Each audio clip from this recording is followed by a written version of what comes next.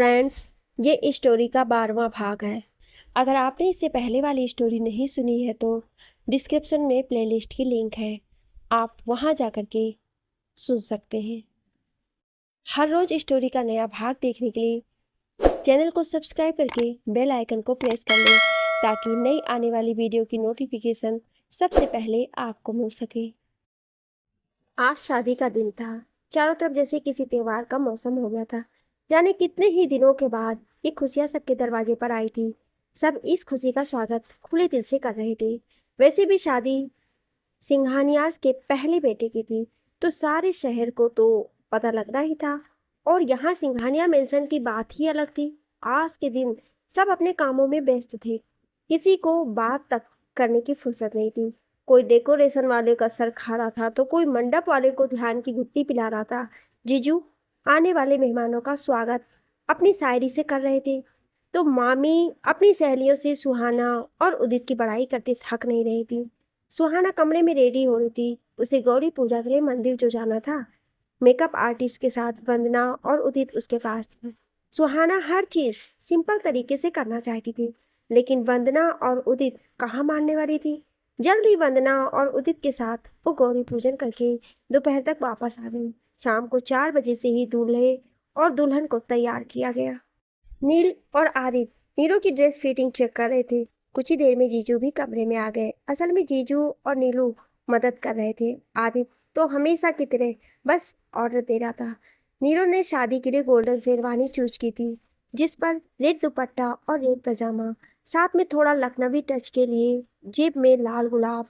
नीरू जब अपना आउटफिट पहनकर रेडी हो गया तो आदित्य के सामने आकर खड़ा हुआ। आदित्य जो फोन में घुसा था, उसने सर ऊपर किया तो देखता ही रह गया। उसको ऐसे घूरते देख नील ने जीजू की ओर देखते हुए उससे पूछा, सब ठीक है ना भाई? जीजू, क्या हुआ साले साहब, कुछ तो बोलिए।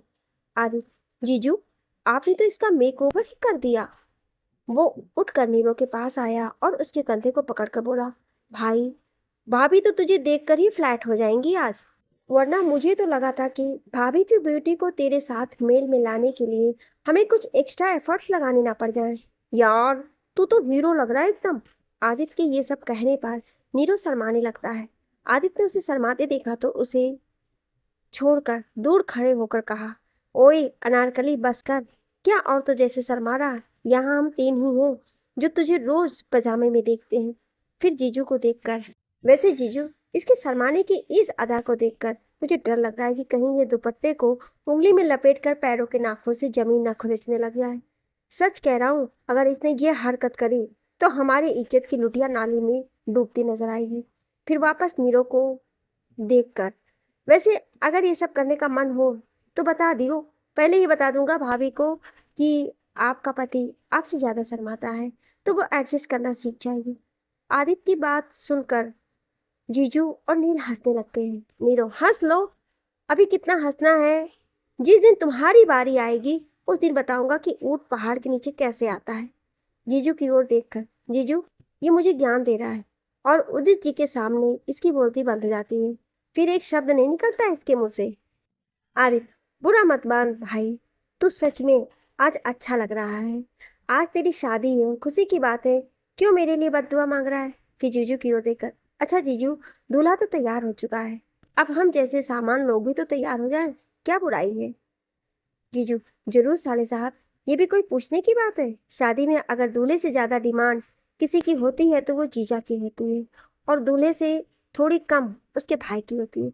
इस हिसाब से हम दोनों को तैयार होना चाहिए। नील, चल भाई, फिर हम भी तेरी बर्बादी के जश्न, मतलब तेरी शादी के लिए तैयार होकर आते हैं थोड़ी देर में।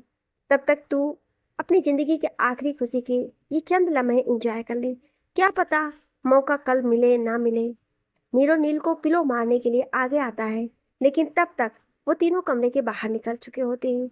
नीरो अपने कमरे में वापस आकर खुद आईने के सामने खड़े होकर देखते हुए कहता है, वैसे सच कहा आदि ने, आज मैं हैंडसम तो लग रहा हूँ।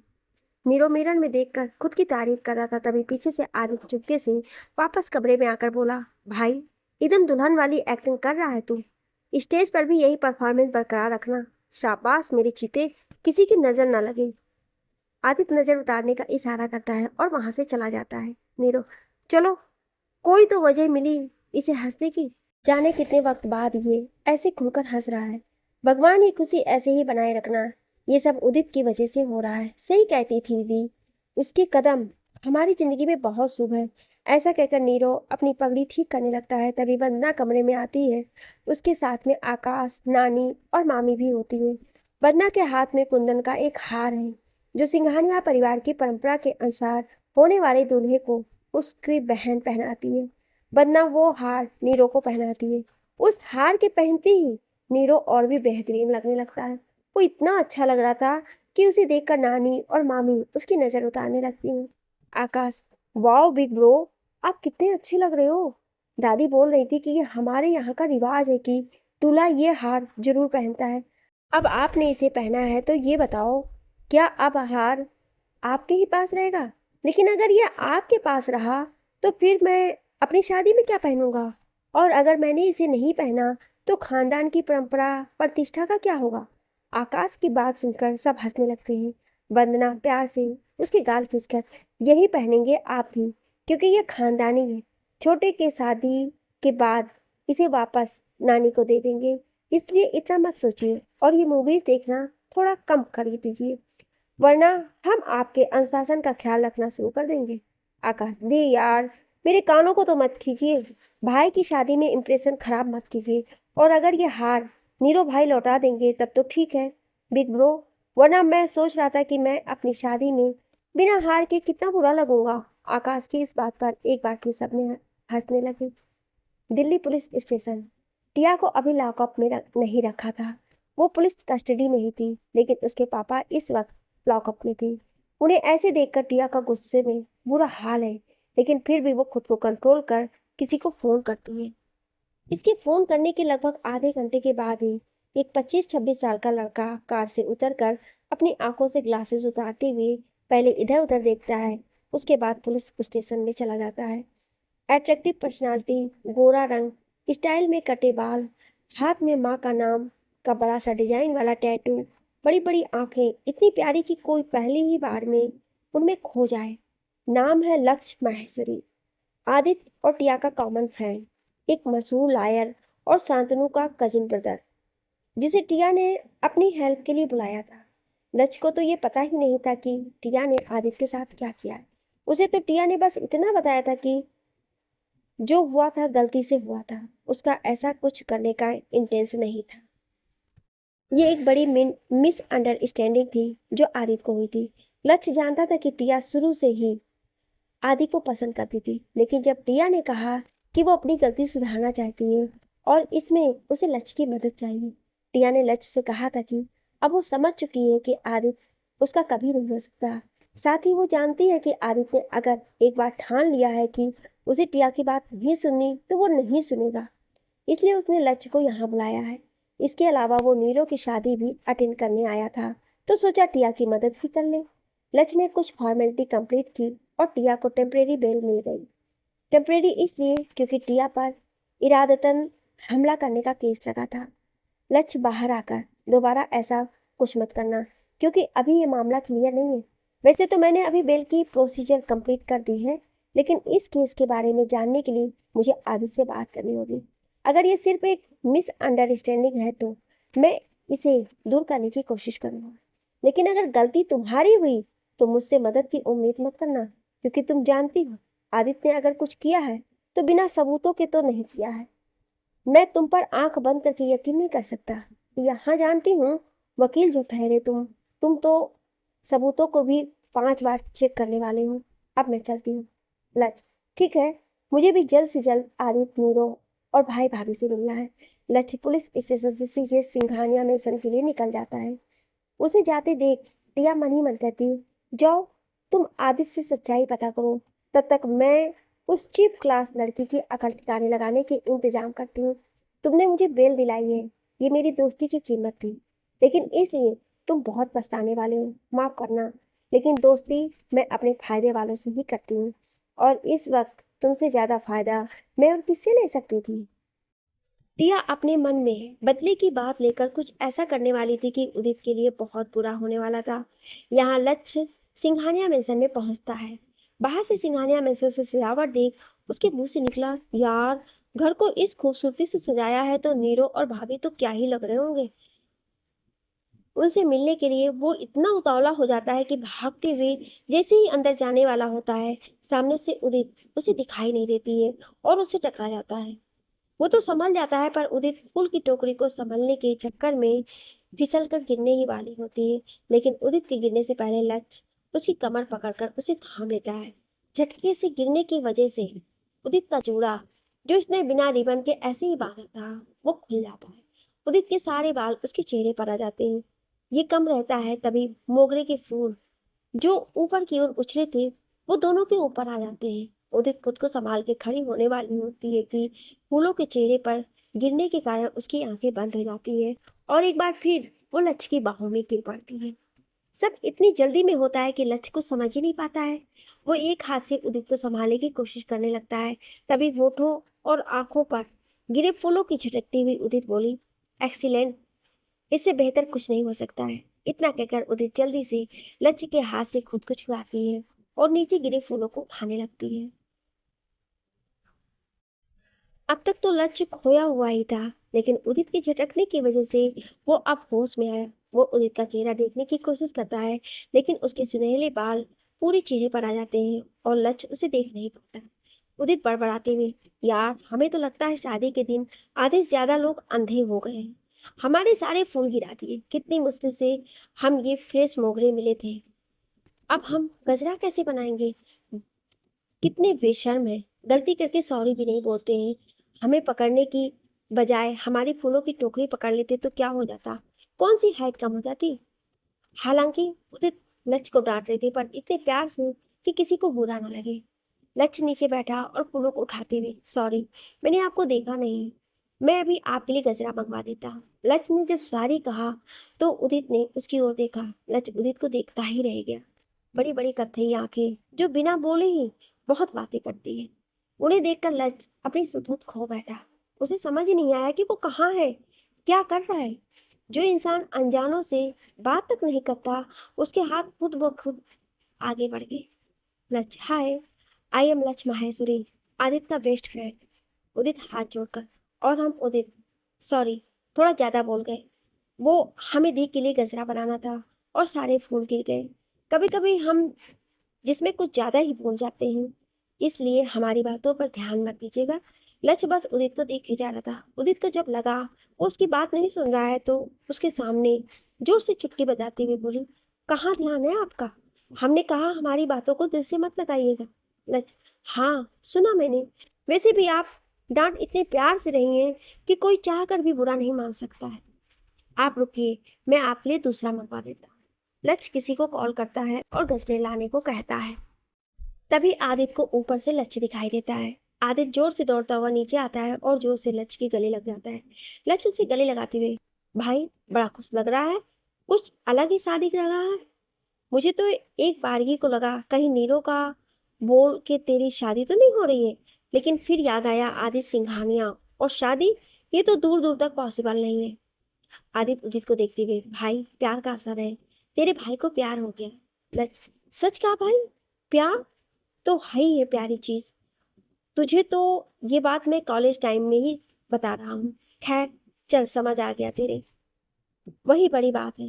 वैसे मुझे मिलवाएगा नहीं उससे जिसने स्टोन हार्ट को मोम बना दिया?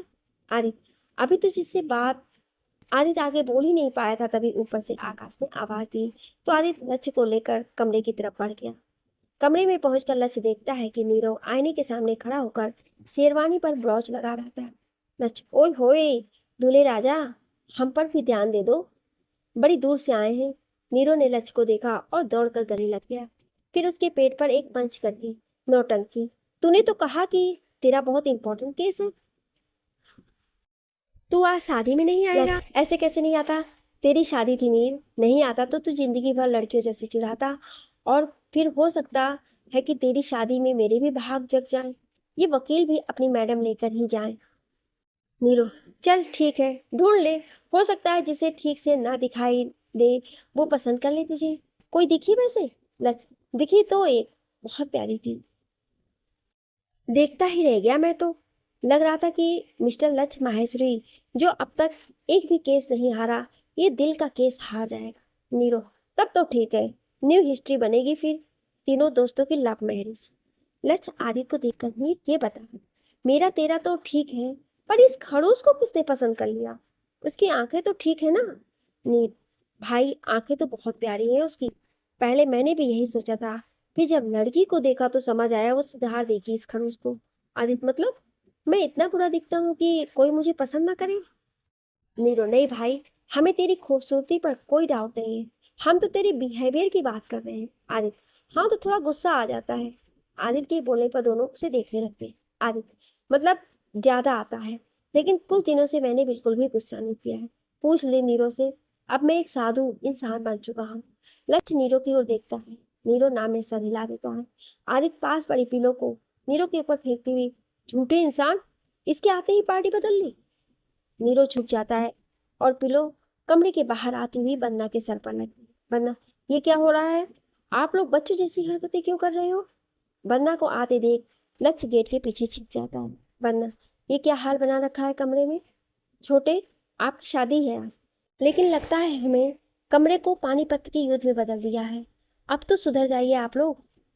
बीबी के सामने डांट खाते अच्छे लगोगे क्या? कम से कम अब तो ये बच्चों जैसी हरकतें बंद कीजिए, वरना सुहाना आपको कमरे से निकाल देगी। बन्ना बिना रुके डांट रही थी और नीरो गुस्से में आदित्य को देख रहा था, जो चुपके से हंस रहा था। बन्ना, छोटे, हम इधर बोल रहे हैं, आप आदि को क्यों देख रहे हैं? कहती हुए वंदना नीरो की तरफ बढ़ती है। तभी लक्ष्य कालीन को अपनी तरफ खींचता है, जिससे वंदना का बैलेंस बिगड़ जाता है, तो पीछे की तरफ गिरने की होती है। ये देख नीरो और आदित्य उसे पकड़ने दौड़ते हैं, लेकिन तब तक पीछे से निकलकर लक्ष्य उसे पकड़ लेता है। वंदना गिरने के डर से आंखें बंद कर लेती है। लक्ष्य, नूरजहां, मुझे पता है आप मेरी ही बाहों में गिरोगी। वैसे कयामत लग रही हो आज, गिरना तो मुझे चाहिए था। वंदना इस जानी पहचानी आवाज को सुनकर आंखें खोल देती है। सामने लक्ष्य को देखकर वंदना खुश हो जाती है। अगले ही पल वो उसके कानों को पकड़कर कहती है, अच्छा जी, तो आप हैं इन शरारतों के पीछे। रुकिए, आपको हम अभी नूरजहां के सलीम से मिलवाते हैं, आइए। वंदना लक्ष्य के कानों को खींचते हुए बाहर की तरफ ले जाने लगती है, तो लक्ष्य नीरो और आदित्य से उसे छुड़ाने के लिए कहता है, लेकिन दोनों में से कोई नहीं आता है, बल्कि दोनों हंसने लगते हैं। लक्ष्य वंदना के गालों को छूकर, मेरी प्यारी भाभी हो ना आप, प्लीज छोड़ दो। वंदना कान छोड़ देती है, तो लक्ष्य उसके कंधे पर हाथ रखकर उसके साथ चलते हुए बोला, क्यों हम दोनों के बीच भाई को ला रही हो आप? चलो हम दोनों अपना मामला बिना भाई के ही निपटा लेते हैं। कहते हुए लक्ष्य वंदना के गालों पर एक किस कर देता है। वंदना, बहुत शरारती हो गए आप लक्ष्य, और आप हमेशा से वही वर्ड की बेस्ट भाभी, मिस यू सो मच भाभी, कहकर लक्ष्य वंदना को गले लगा लेता है। आदित्य और नीरो, कैसा झूठा इंसान है देखो, अभी बोल रहा था मुझे मिस किया, अब देखो ही बटरिंग कर रहा है। सारी वकालत दी पर ही आजमा लेगा क्या? जीजू, कौन किसको बटरिंग कर रहा है साले साहब? नीरो, लक्ष्य माहेश्वरी हमारी दी को अपनी साइड कर रहे हैं। जीजू, कोई नहीं, आप उनके भाई को अपनी साइड कर लो। आदित्य और नीरो जीजू के गले लगते हुए, जीजू तो हमारे ही हैं, पर हम इसके जैसे नहीं हैं। जाओ जीजू, एक बार गले लग जाओ इसके। लक्ष्य दौड़कर शांतनु को गले लगा लेता है। दोनों की आंखों में आंसू आ जाते हैं। जीजू प्यार से लक्ष्य के सर पर हाथ फेंक कर कहते हैं, वकील की आंखों में आंसू सूख नहीं करते बच्चे। लक्ष्य, मैं आपका शेर भाई हूँ, रोऊंगा क्यों? जीजू, अच्छा, तो जनाब ने वकालत के सारे गुण सीख लिए, भाई से झूठ, हमसे बड़े वकील जो हो गए हैं। लक्ष्य वापस गले लगते हुए, आपसे बड़ा वकील तो कभी नहीं बन सकता भाई। उदित, जो बहुत देर से गेट पर खड़ी ये सब देख रही थी, उससे अब रहा नहीं गया। उदित, अगर ये भरत हनुमान मिलाप खत्म हो गया हो तो आप सब तैयार हो जाएंगे। शाम के 5 बज रहे हैं। फिर नीरो को देखकर, वाह जीजू, आप तो एकदम लखनऊ के नवाब लग रहे हो। उदित नीरो की नजर उतारती है और अपनी उंगली को जीभ से लगाकर नीरो के कान के पीछे लगा देती है। आदित्य, ये क्या किया तुमने? उदित, इससे नजर नहीं लगती। आदित्य, अच्छा तो ठीक है, पूरे घर के लोगों की लाल लगवा दो इसे, कभी नजर नहीं लगेगी। उदित, जब जीजू को हमारे ऐसा करने से प्रॉब्लम नहीं है, तो आप क्यों बीच में फन्ने खान बन रहे हैं? चुप रहिए ना थोड़ा, सबके मामले में घुसने की अलग ही खुजली है आपको। वैसे रही बात आपकी, तो आपकी नज़र कोई नहीं उतारेगा, ठीक है? आदित्य, उसे प्रॉब्लम भी हो रही होगी, तो नहीं बोलेगा, वो ऐसा ही है। उदित, अगर उन्हें कोई तकलीफ होती तो वो हमसे बोल देते, हम उन्हें सूली नहीं चढ़ा देंगे। आदित्य, सूली से ज्यादा तकलीफ दे तुम्हारे आंसू हैं, जो बहने के लिए तैयार रहते हैं। उदित, तो हम आपको नहीं बुलाते उन्हें पोंछने के लिए। आदित्य, पता है नहीं बुलाती हूँ, आना पड़ता है, भाई की शादी हो और हम मेहमानों को तकलीफ नहीं होने देते। सब दोनों की लड़ाई देख रहे थे और लच उदित को। तभी नीरो जोर से दोनों को चुप रहने को कहता है। नीरो, अगर दोनों में से अब कोई बोला तो मुझसे बुरा कोई नहीं होगा, बस करो। लच, बोलने दो ना, कितना अच्छा बोल रही है। जीजू, इसे क्या हो गया? वैसे तो कोई जोर से बोल दे तो इसे शोर लगता है, और आज ये महाभारत इसे अच्छी लग रही है। लच, भाई प्यार, सब साथ में क्या? लच, मतलब लड़ाई नहीं है, ये तो प्यार की लड़ाई है। आदित्य, ओ, आप समझे। वैसे ये उदित है, नीरो की साली। उदित, हम मिल चुके हैं। आदित्य थोड़ा घबरा कर, कब, कहाँ? उदित, अभी बाहर। अब आप लोग जल्दी तैयार हो जाइए। फिर लच को देखकर, आप भी आ रहे हैं ना? लच, आप कोर्स आ रहे हैं, आप आगे चलिए, हम आते हैं पीछे पीछे। लच की बातें सुनकर उदित को हंसी आ जाते हैं। उदित वंदना से, चलिए दी, आपको भी तो रेडी होना होगा। उदित और वंदना बाहर जाती हैं। लच की नजर उदित को तब तक देखती है जब तक वो दिखती है। लच, कितनी स्वीट है ये। नीरो, तीखी मिर्ची है। लच, वो तो देखा अभी, कैसे आदित्य राय सिंघानिया से पंगे ले रही थी। आदित्य, हक है उसका, ले सकती है वो पंगे। लच, मतलब? आदित्य, भाई की साली जो ठहरी है कि नहीं। लच, बात तो सही है। दोनों जोर से हंसते हैं और तैयार होने चले जाते हैं। बहुत खुशी थी सबके चेहरों पर, सिवाय उस इंसान के जो दूर से खड़ा होकर सिंघानिया मेंशन को घूर रहा था। उसकी आंखों से लग रहा था कि उसका बस चले तो वो आग ही लगा दे वहां।